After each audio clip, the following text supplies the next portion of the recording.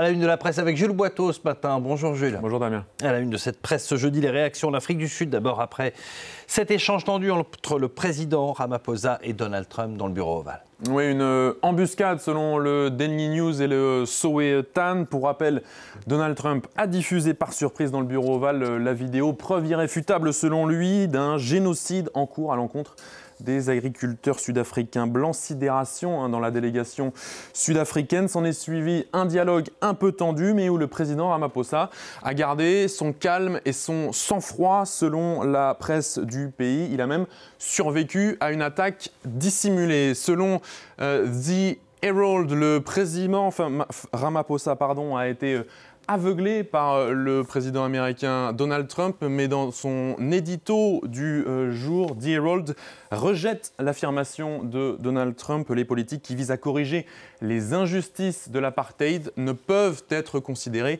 comme génocidaires, bien que dérangeantes pour certains privilégiés. Elles cherchent à rétablir l'équité.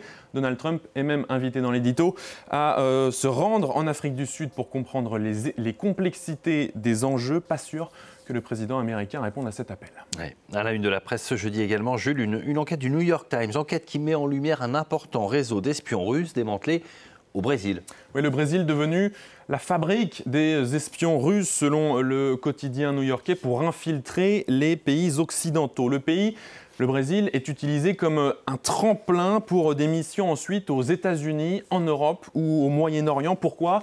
À cause de son laxisme dans les systèmes de vérification des identités. Exemple avec Artem Shmirev, Gérald Daniel Campos à la ville, dirigeant d'une fastueuse entreprise d'impression 3D à Rio. Vous voyez le visage déconfit de ses anciens collègues qui l'ont côtoyé pendant des années. Pendant 6 ans, il fait profil bas, vit dans un appartement luxueux, partage une relation amoureuse avec une jeune femme brésilienne.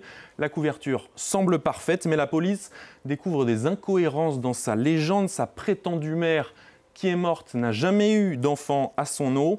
Et juste avant d'être interpellé, il quitte le pays. Il est confondu finalement grâce à des SMS qu'il a envoyés à sa véritable épouse, une autre espionne russe, installée elle en Grèce. L'opération de démantèlement est intitulée Est et elle a permis de défaire la couverture de 9 agents, une ampleur qui témoigne de l'engagement continu de la Russie dans l'espionnage, selon le New York Times. Voilà pour cette enquête. À la une de la presse également ce jeudi, en France cette fois, une autre enquête dans le Figaro sur l'ascension fulgurante de l'organisation État islamique en Somalie. Oui, ascension aussi fulgurante que sa chute, selon le Figaro. C'est dans les montagnes du Puntland en Somalie que l'organisation État islamique avait établi un embryon de califat, taxes, extorsion, recrutement forcé.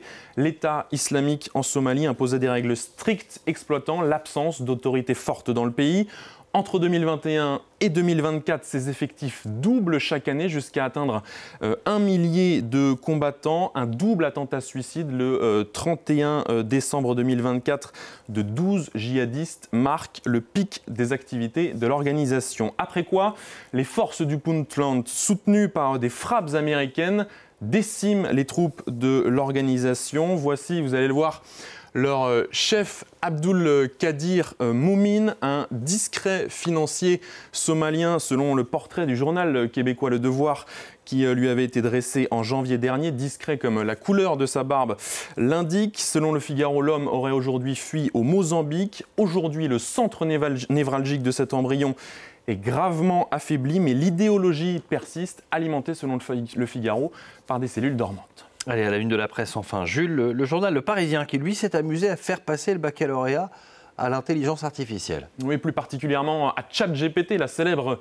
IA qui a été soumise à un test sur 4 disciplines, philosophie, mathématiques, histoire et sciences économiques, à partir de sujets tirés des annales de 2024. Et le résultat est au choix bluffant ou effrayant. 13,5 de moyenne, l'intelligence artificielle a obtenu la mention assez bien. C'est en mathématiques qu'elle s'en est le mieux sortie, avec une note de 15 sur 20.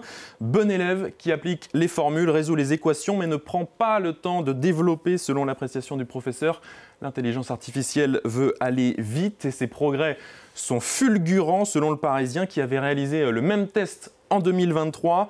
De quoi inquiéter les professeurs déjà confrontés à l'essor de nouvelles triches, aides rédactionnelles, traducteurs, le tout souvent via les montres connectées. Petit espoir quand même, certaines lacunes persistent encore dans la lecture des énoncés et des consignes. Rendez-vous donc dans 2 ans pour faire un nouveau point.